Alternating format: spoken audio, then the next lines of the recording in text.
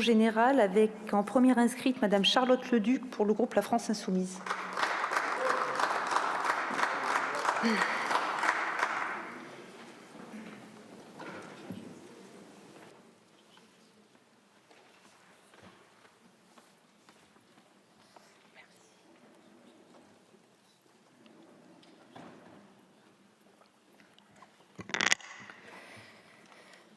Madame la Présidente, Monsieur le Ministre, Mesdames et Messieurs les rapporteurs des commissions, chers collègues.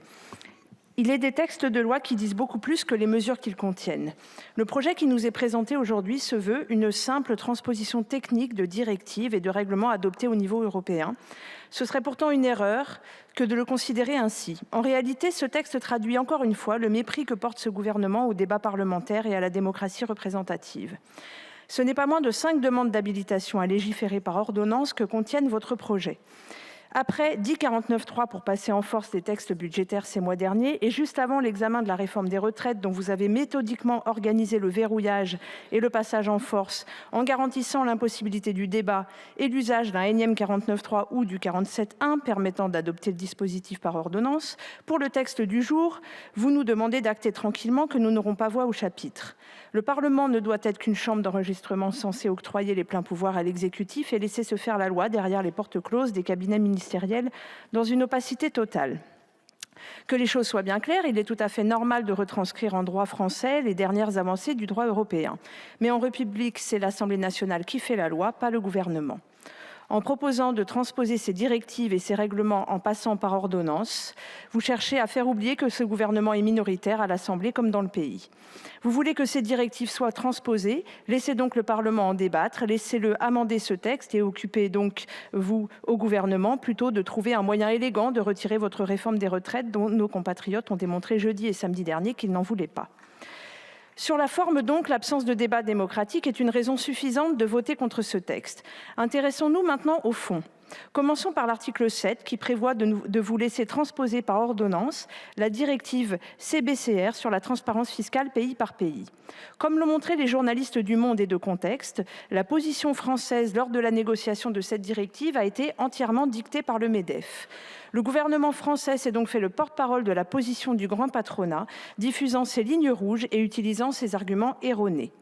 Le résultat a été une directive avec de faibles exigences de transparence et peu efficace pour lutter contre l'évasion fiscale des multinationales.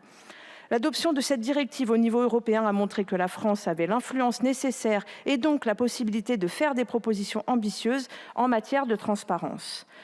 Bref, vous prouvez une fois de plus que vous ne ferez rien pour lutter contre l'évasion fiscale. Les scandales se répètent, les inégalités se creusent sans cesse, devenant insoutenables et vous ne faites rien. Oui, je pèse mes mots, rien. Dans le cadre de la directive adoptée, les entreprises devront déclarer des informations uniquement pour les activités réalisées au sein de l'Union européenne et dans les pays listés comme paradis fiscaux par l'Union européenne. Or, cette liste est lacunaire et inefficace. Pourquoi le Delaware, Singapour ou les îles Caïmans ne sont pas sur la liste?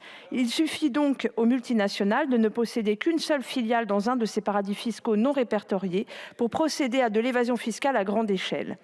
C'est ainsi une version au rabais du reporting pays par pays que vous nous proposez ici et ça ne sert à rien. Au-delà de cet article 7, c'est tout votre projet de loi qui transpire la volonté d'une transparence à minima et peu contraignante pour les multinationales. L'article 3 revient par exemple sur l'obligation de publication d'informations extra-financières liées aux risques climatiques et à la biodiversité pour les assurances. Cette obligation était certes le fruit d'une surtransposition d'une directive antérieure, mais nous pouvons toutes et tous noter que lorsque vous allez plus loin que ce que le droit européen vous impose en matière de transparence et d'écologie, finalement c'est par erreur et que vous vous empressez de corriger quand vous vous en apercevez. De même, l'article 8, que le Sénat a rejeté, mais que vous tentez une fois de plus de faire passer en force, doit vous habiliter à légiférer par ordonnance pour transcrire la directive relative à la publication d'informations en matière de durabilité par les entreprises. Cette directive va dans le bon sens, mais les sanctions en cas de violation des règles sont laissées à la seule discrétion des États membres. C'est donc à nous, législateurs, qu'il revient de décider de la forme et de la sévérité que doit prendre la régulation des multinationales dans ce pays. En voulant passer par ordonnance, vous bafouez une fois de plus la légitimité de cette Assemblée. Et si nous vous laissons faire les pleins pouvoirs, rien ne vous empêchera alors de transposer cette directive avec des sanctions minimalistes pour vos amis du patronat. Vous êtes allé chercher vos ordres au MEDEF dans la préparation de l'article 7, vous irez chercher vos ordres au MEDEF dans la transposition de l'article 8. À la fin, les ambitions initiales de la directive finissent aux oubliettes et la fête continue chez les milliardaires. Merci pour eux. Transparence fiscale, transparence environnementale, ces sujets méritaient mieux. Ils appelaient à un vrai débat sur les droits et les devoirs des entreprises multinationales. Mais au final, on se retrouve avec une transparence fiscale et environnementale au rabais, décidée sans délibération démocratique.